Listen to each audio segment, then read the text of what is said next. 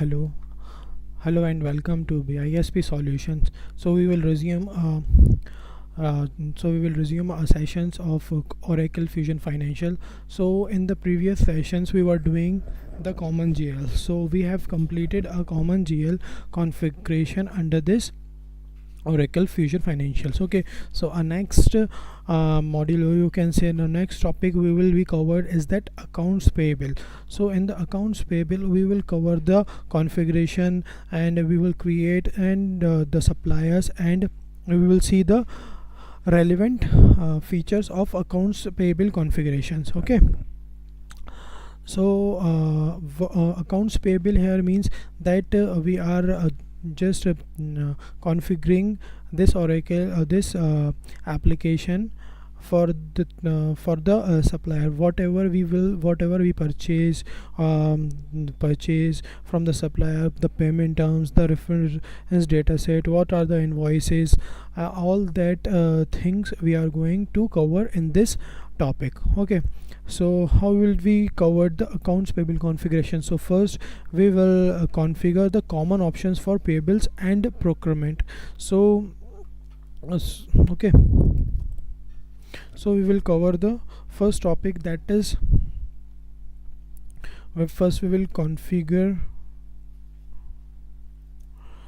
common options for payables and procurement. Okay, procurements. So we will cover this topic. So just we will go and navigate it to the application. Okay, so in the application we will go to a project that we have created, the implementation projects.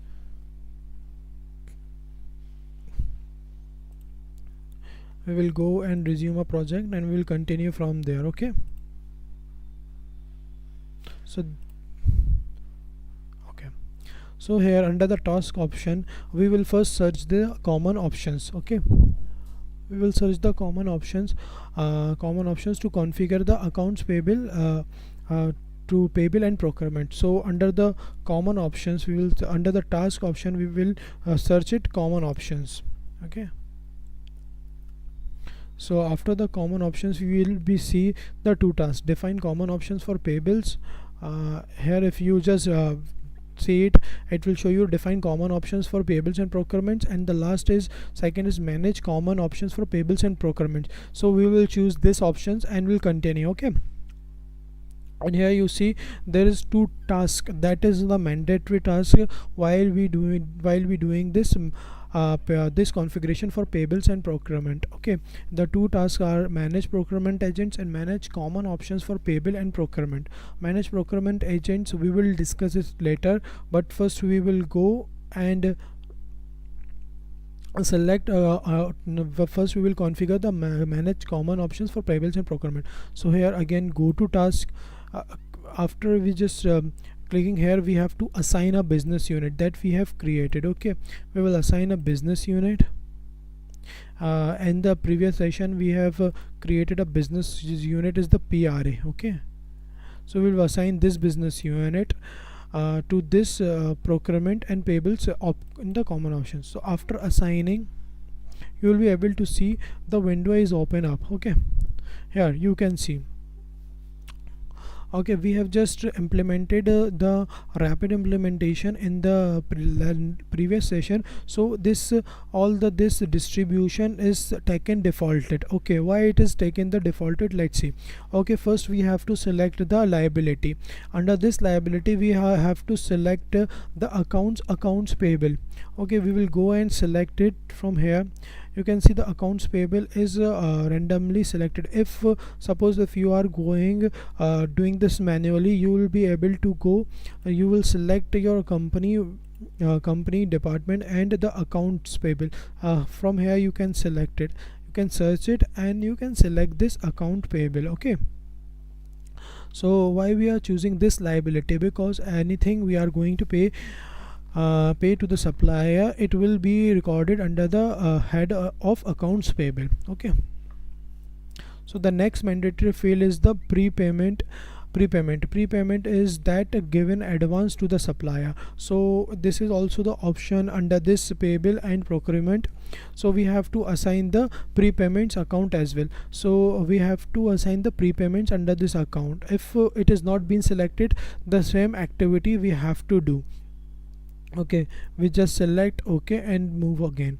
Okay, the next is bills payable. Bills payable is not mandatory option. If you want to create, you can create it. So again, suppose we will create, you can see the combination is 1000 has been created. We will just go and search it down on the advance. So we will search it down the bills. So bills payable option is given, so we will select this option and we make this distribution table for the bills payable, and we click on OK, and here you can see the bills payable distribution has been created. Why we are doing this creation? Because whenever we are recording any entry, or we are recording any invoice, or whether we are just paying to the supplier, this combination will be there. Okay, so under the accounts payable, we have to paying the prepayment, is that the prepayment amount will be covered under this GL, so we can easily be seen the reports. Okay, so the next is conversion rate variance gain. It means that the variance rate. So we have to select this variance conversion rate variance. Okay, so let's see it selected right or not. We will just check it down, and we will just contains variance. Okay, and search it. Here you can see exchange rate variance gain. We will select this exchange rate variance. Okay, and you can see the it has been changed to here. Okay, again this is of course, if suppose sometimes it will give you variance gain, sometimes it will give you the variance loss. So this gain and loss will go under which head, under which account, we have to define that. Okay, so here we are defining the variance gain and variance loss to the particular account, so we can easily be seen the reports after completing all the entries at the closing period. Okay, we will select the conversion rate variance loss. We will again change this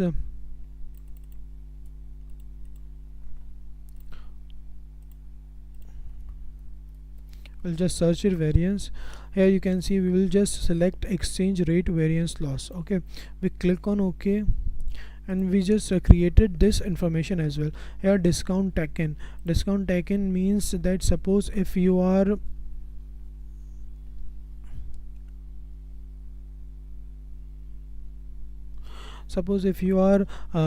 paying, suppose the payment terms is defined is that if you pay it at a certain period of time, you will get a discount, or sometimes the supplier will allow you the discount when you are going to pay to him.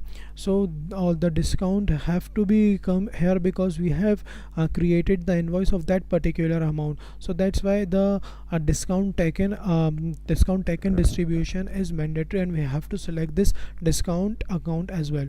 So we will just select it. Here it is defined earn discount. Let's search any other account is available or not. Contains, we'll go to the discount.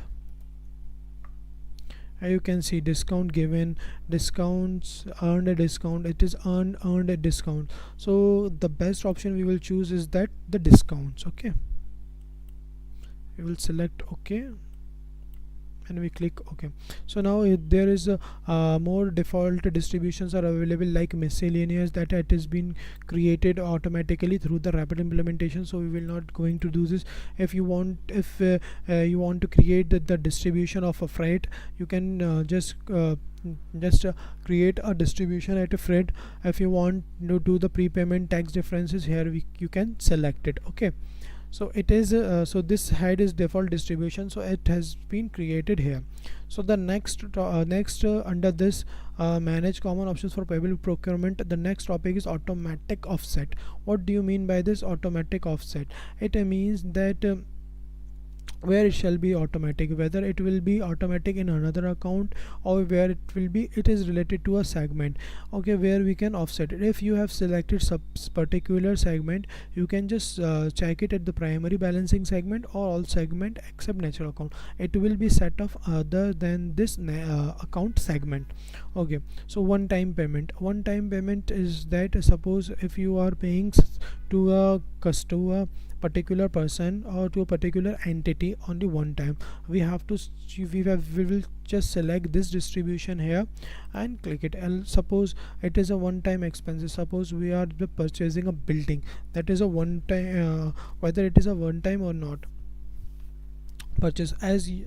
Suppose you are purchasing a bike, okay, or suppose you are expanding a one time expenses, anything, it will be XYZ, where you will not going to expend more than any other. Okay, so you can record that one time expenditure here as well. Now it will come to the currency conversion here.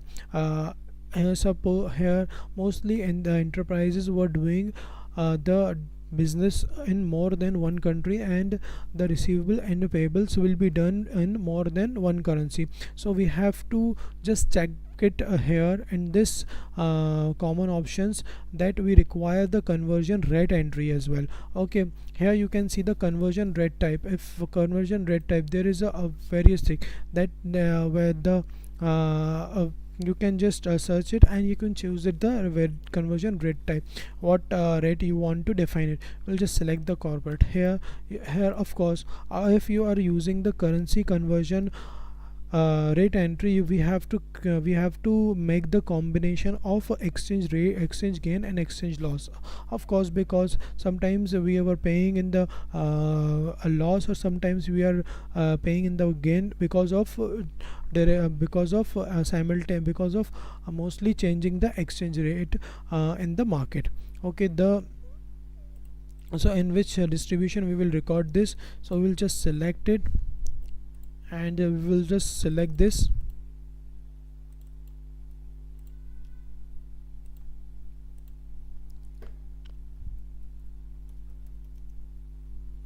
We have to select the realize exchange rate gain. Okay, again we have so if we are choosing the realize gain distribution, we have to select the realize gain distribution loss as well. So we will just select this account as well. So we will give this realize gain losses as well. You can see the realize exchange rate loss.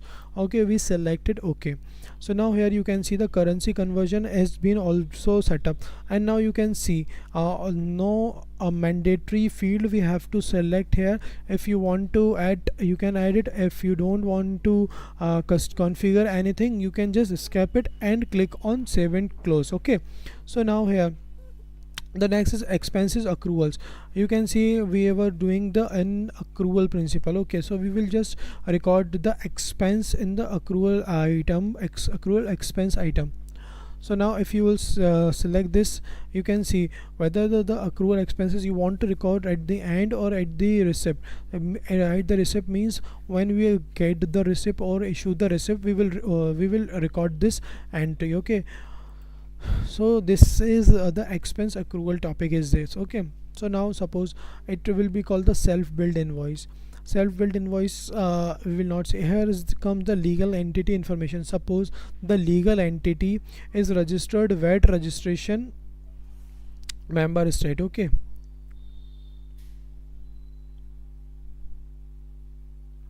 so suppose the legal entity is the VAT registration member state. So we have to select the state from state in which the legal entity is registered under the VAT, and we have to select the registration number as well.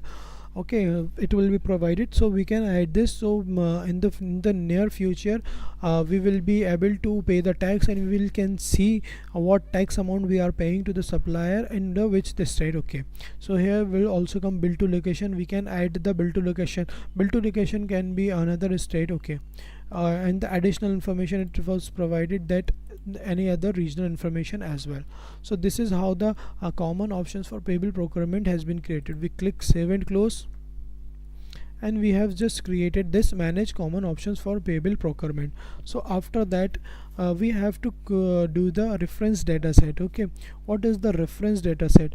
Reference data set is that we can provision the data access for the business unit. It means that what do you mean by the reference data set? Okay,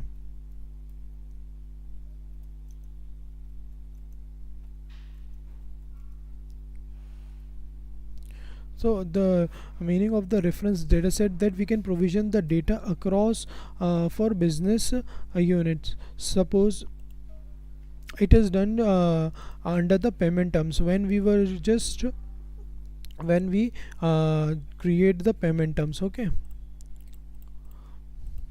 when we create the payment terms, this reference data set has to be created to assign the business unit that this payment terms is assigned to this business unit. Under this the reference data set we can provision it. Okay, what are the payment terms? Payment terms is suppose net 45, suppose, or suppose it will be immediate 45 immediate payment, or it can be net 10 as well. Okay, suppose there were three payment terms is assigned to a business unit. So suppose we have to and there is four business unit. Okay, BU1, BU2, BU3 and BU4. So suppose we have four business unit and we have created the three payment terms. Okay, and we have to create the reference data set. Suppose we are created two reference data set. Okay, we have created two reference data set, reference data set 1 and reference data set 2. Okay, so what does this mean? Suppose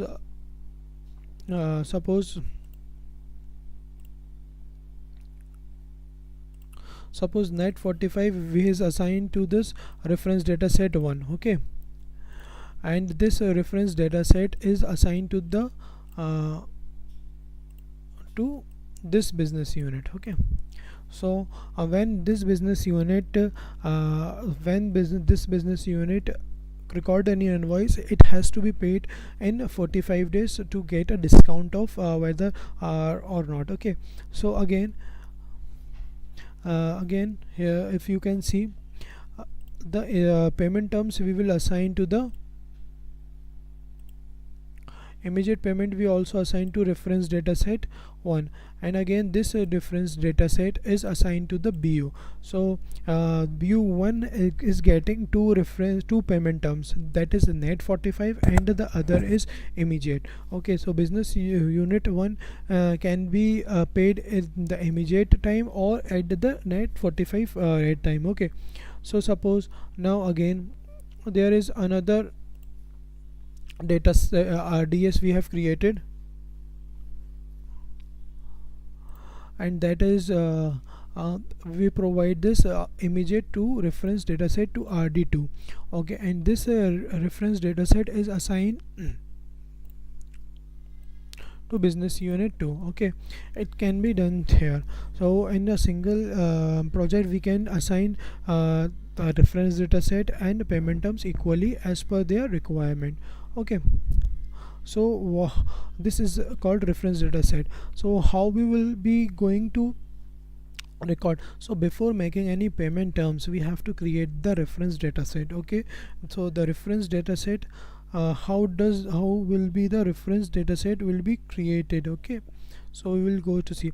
After creating this reference data set, we have to assign this reference data set to the business unit. So we have to perform three functions. These three functions to configure the payment terms and to assign the reference data set along with the business unit.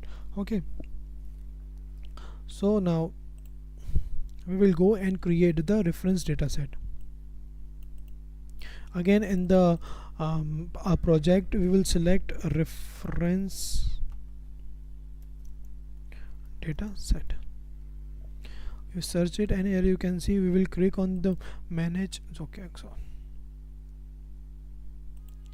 we will go to the manage reference datasets,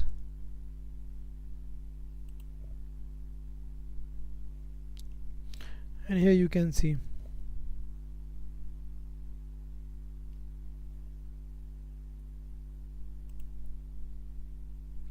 I will go and create our reference dataset. Here you can search it. We haven't created any dataset. We haven't created our dataset, so we have to create a dataset. Okay.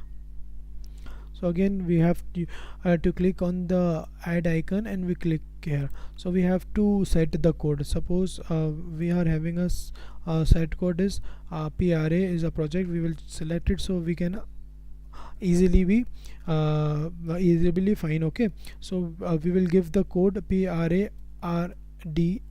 Okay, PRA reference dataset. The same name we will provide it by it. Okay, so we have to write in the uppercase, so because it can be identified easily, and we click save and close. And if you go and see reference dataset, the reference dataset has been created. Okay,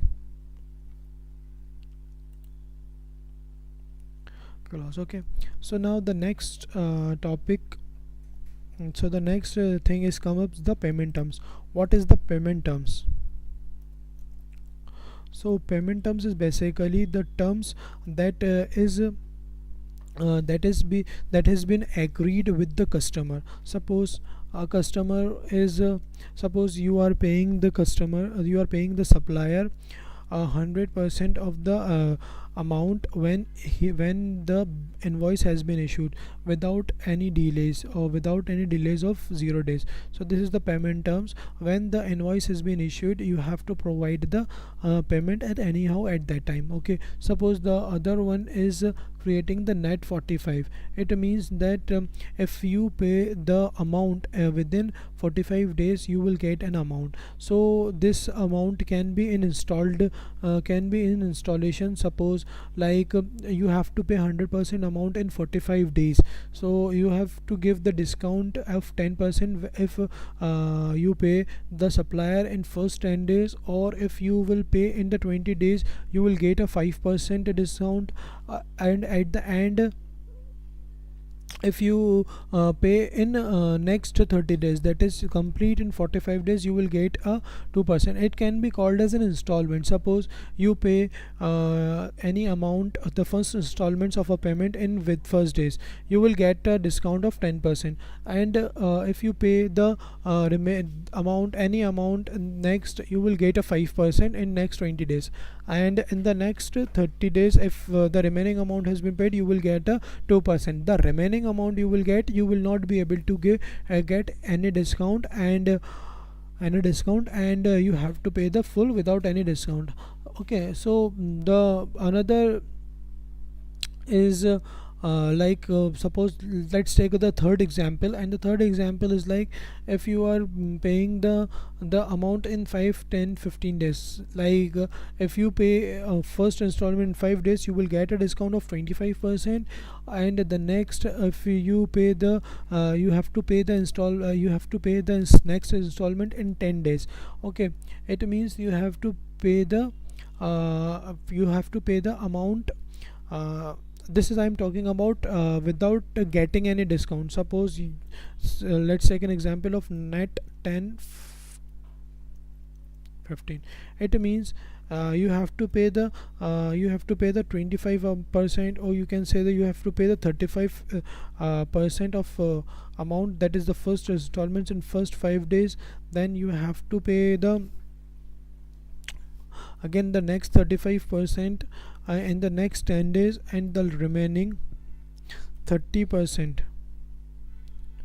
in next 15 days. So it means here you have to pay the first installment in 5 days, that the amount will be the 35%, and you have to pay the next 35% amount in the next 10 days, and in the last day you have to pay the 15 days amount. Okay, for 15 days. So this is all the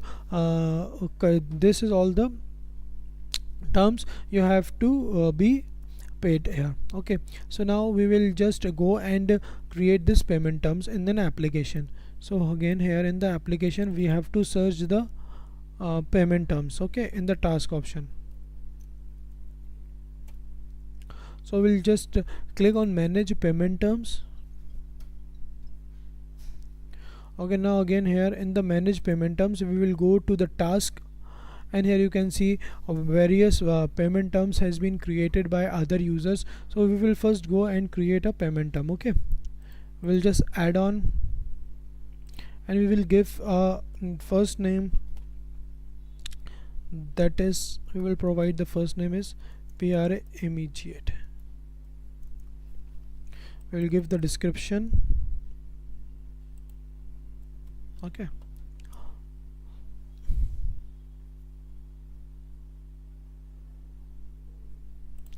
so what are the installments we have to give in here? We have to set this set that 100% amount has to be paid in 0 days, that is immediate. So here we have to assign the RDS. Okay, we have to set this assignment. Okay, we have to assign this payment terms to the RDS we have created here. Okay, so search, we will search our RDS. The RDS is here, and we set the name. Okay, so here the RDS has been assigned along with the payment terms configuration. We click save and close, and now we will create another payment term along with discount. Okay, so here again we'll just add on again, and we give PRA net 45. Okay, net 45. Okay, it means that we have to pay in the 45 days the whole amount. Okay, and on the installment, okay, the installments we have to give 100% amount has to be paid in the 45 days. So how the installments will be given like this: 10% you will get a discount on first 10 days. Okay, 5% discount you will get on next 20 days, next 20 days, and a 2% of a discount, that is a third discount, you will get in the next 30 days if you fail. So we have to assign again the RDS here. Again we here, and we click save and close. So now we will create another payment terms, and that is PRA 5, 10, 15 that we have seen. Okay, so again on the installments we have to give that suppose here is the installment, that is the first we have to pay the 25% in 5 days. Okay, the next installments will be given again the 25% in the next 10 days. Okay, also, okay, so the next 50% it should be paid in 15 days, so it will be in the 30 days. There is no discount allows to this, and we will set the assignment to this. Okay, and this is we assign the set in this way we assign the RDS to this payment terms here. Okay, we click save and close. Now we will see the immediate, that is preceded in the Oracle Fusion. We will just add him, add this payment terms, and will assign the RDS to him. Okay, and we click save and close. So this is how the payment terms has been created. The payment terms will be created, and it will assign it will be given the set assignment to the RDS. Okay, so now we have to assign the RDS to a business unit. Okay, so without assigning the RDS to a business unit, the Oracle the application will not be understand the payment terms where we want to attract it. Okay, so for this so you can see the hierarchy. First we have to create the reference data set, then we have to create the payment terms, and along with the payment terms we have to assign the set assignments to the RDS. Okay, so now the next will be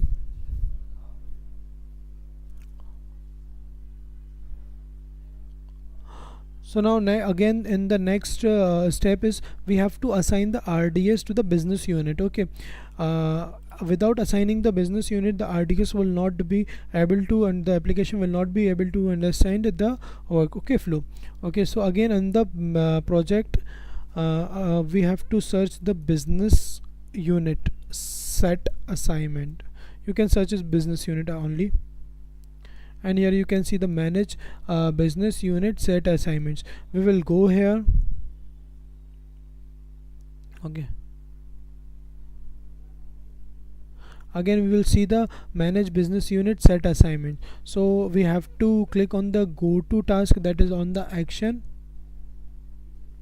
here.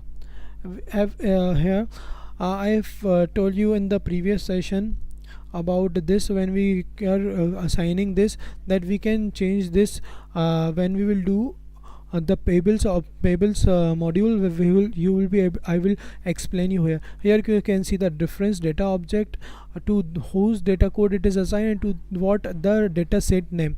So here if you want to change the data code, we can change it. So now we will change only the payables reference data set here. Okay, and we will give to a RDS code. Okay,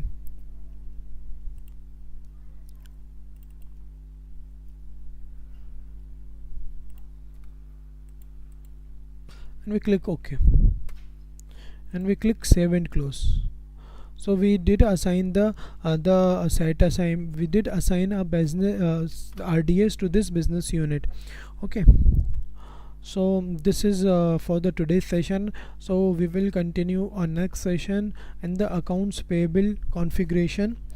So we have covered the common options. There we have created a various default distribution side, the prepayment or the prepayment, the accounts payable, variance gain and loss, exchange gain and loss. So after that we have created the RDS without, for what, reference data set, to refer that data set when we create the payment terms. Then we have created the payment terms. We have created 3 payment terms, and after that we while creating the payment terms, we just set the assignment code to that. After that we assign the business unit to us RDS. So this is the this is the 4 configurations we have done today. So in the next session we will continue this topic. So thank you for joining this session, and okay, bye.